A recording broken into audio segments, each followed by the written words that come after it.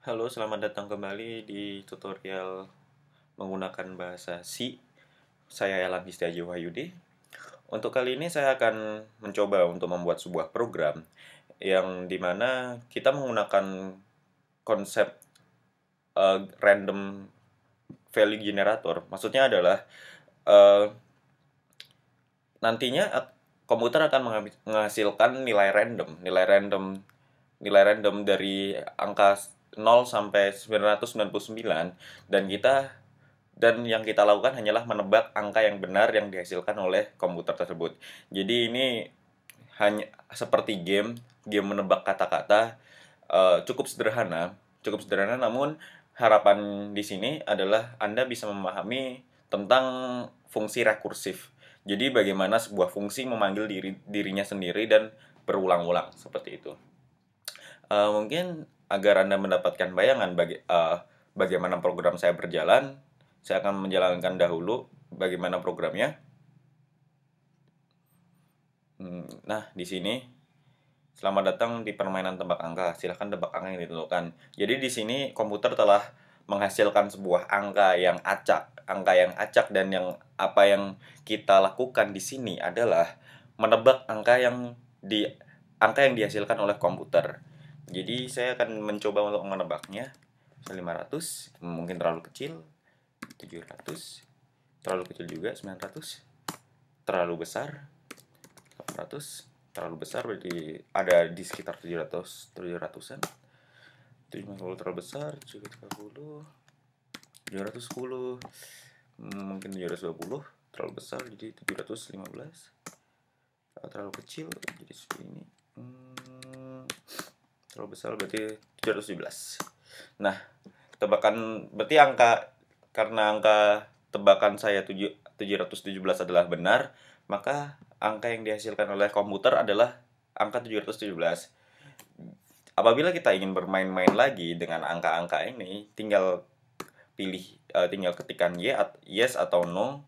Saya mungkin akan mencobanya lagi. Yes. Saya tebak lagi 500. Mungkin masih terlalu kecil. Terlalu kecil berarti 700 mungkin. Terlalu kecil juga, 900 terlalu besar. 800 terlalu besar, berarti mungkin masih di sekitaran 700 lagi.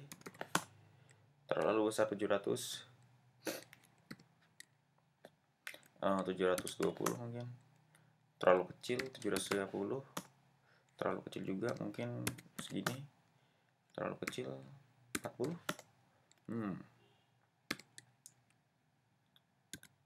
736 mungkin. Nah, jadi di sini tebakannya akan selalu berubah-ubah. Tebakan yang kedua adalah bernilai 736, yang pertama tadi bernilai 717. Mungkin agar Anda lebih meyakinkan lagi, mungkin saya akan mencoba lagi yang ketiga kalinya. Saya tebak angkanya 500 mungkin terlalu besar, berarti 300-an, 200, 100. Terlalu 100. Terlalu besar mungkin agak dari sekitar puluhan, 50. Terlalu kecil 80, terlalu besar 70.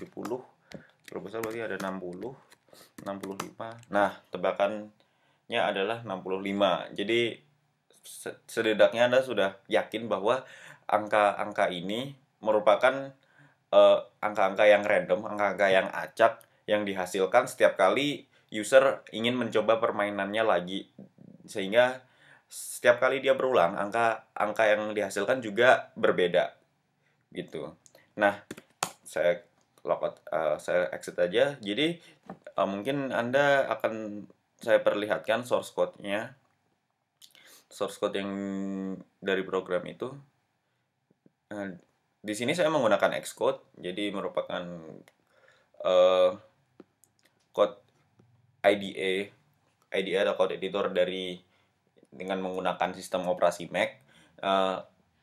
Di Windows mungkin jika Anda menggunakan Windows, Anda bisa menggunakan Microsoft Visual Studio, atau mungkin yang open source bisa seperti Xamarin Studio atau Dev C++ atau yang lain. Jadi Anda cukup menyesuaikan saja. Yang jelas source code dari program ini pastinya bisa berjalan di semua IDE yang memiliki compiler C. Di sini saya menggunakan bahasa C. Sebenarnya tidak jauh berbeda dengan bahasa C++, hanya saja Mungkin karena C++ bisa menggunakan konsep OOP, namun bahasa C tidak. Mungkin itu salah satu perbedaannya. Namun secara sintaks tetap sama seperti itu.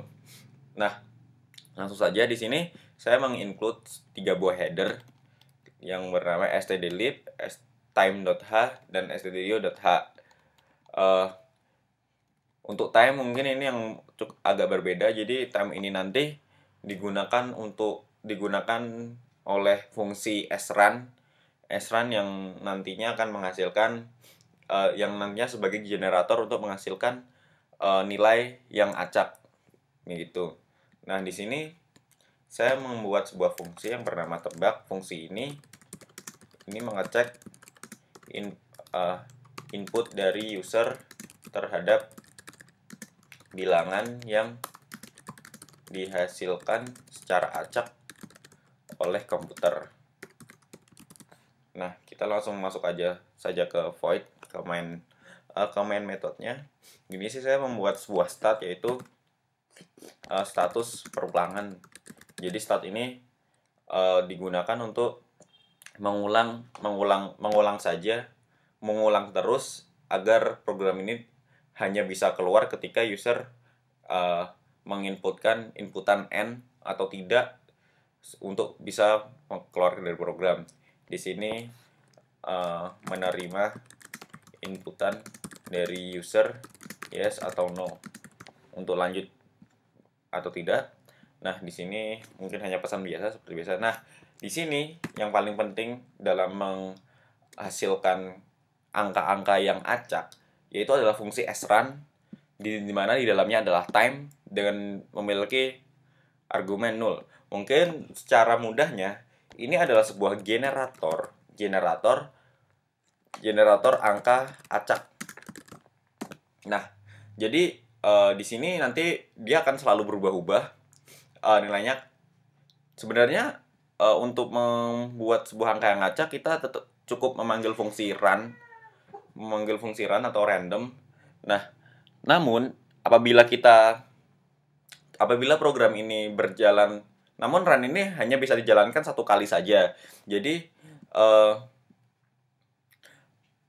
apabila kita mengulang lagi seperti yang tadi, misalnya yang tadi ini kita misalnya memasukkan inputan maka tebakan kita tidak akan berubah, nilainya tetap sama di 717 seperti itu. Jadi fungsi srun ini berfungsi agar angka yang dihasilkan selalu berubah-ubah pada pengulangan ini. Jadi tidak statis malah. Jadi apabila Anda mungkin ingin menghasilkan angka yang acak, tapi cuma satu kali saja, Anda tidak perlu menggunakan ini, hanya gunakan saja fungsi run ini satu kali saja, sehingga nanti komputer akan menghasilkan angka yang acak. Namun angka yang acak itu akan statis saja, tidak akan berubah-ubah setiap kali Anda memanggil fungsi ini, seperti itu. Nah, di sini fungsi dari variabel rahasia ini akan menghasilkan sebuah angka yang random yang dari nilai 0 sampai 999. Apabila kita misalnya mengubah ini menjadi 100, mungkin dia akan menjadi 99. Apabila ini kita ubah jadi 10, dia akan menghasilkan angka random dari 0 sampai 9. Jadi seperti itu untuk mudahnya. Nah, di sini ada yang paling penting. Di sini kita akan memanggil fungsi tebak, dan nantinya akan mereturn sebuah nilai yang akan disimpan di dalam variabel status. Nah, disinilah yang dinamakan fungsi rekursif, karena dia Anda lihat seperti ini, memanggil dirinya sendiri. Sebenarnya hati-hati dengan fungsi rekursif. Apabila Anda kurang bisa untuk memanipulasi pengulangannya, maka yang terjadi malah pengulangan looping secara infinity. Jadi tidak akan berhenti karena tidak ada kondisi yang mengharuskan dia untuk berhenti berulang-ulang. Jadi hati-hati dengan konsep dari fungsi rekursif seperti itu. Nah, di sini saya akan angka di sini menyimpan menyimpan angka tebakan dari user. Nah, di sini akan disimpan di variabel angka. Nah, setiap angka ini nilainya lebih besar daripada RHS atau nilai yang dihasilkan oleh komputer, tebakan nilai yang harus kita tebak, maka dia akan mengeluarkan pesan bahwa angka yang dimasukkan oleh user terlalu besar, coba lagi. Nah, dia akan return lagi, akan berulang lagi ke sini. Dia akan kembali lagi ke fungsi lagi, sehingga dia akan menanyakan lagi kepada user angka yang ditentukan, angka yang ditentukan oleh komputer. Lalu apabila dia memasukkan angka misalnya lebih kecil, angka terlalu kecil, coba lagi, maka kita tebak lagi. Kita akan kembali lagi ke fungsi lagi, akan berulang lagi dari sini lagi. Maka dia akan disuruh untuk memasukkan angka yang ditentukan. Apabila angkanya ternyata sudah sama, masuk di sini, selamat, angka Anda benar, dia akan return sebuah nilai 1. Nah, 1 di sini akan masuk pada variabel status. Jadi ketika dia sudah return nilainya 1, dia tidak akan berulang lagi. Dia akan nilai dari 1 ini akan masuk ke dalam status.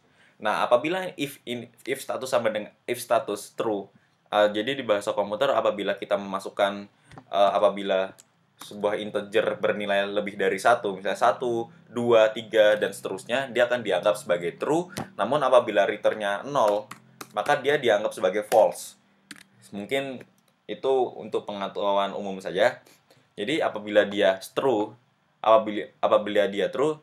si program akan menanyakan lagi apakah ingin bermain lagi di program, ingin bermain lagi tebak-tebakan angka.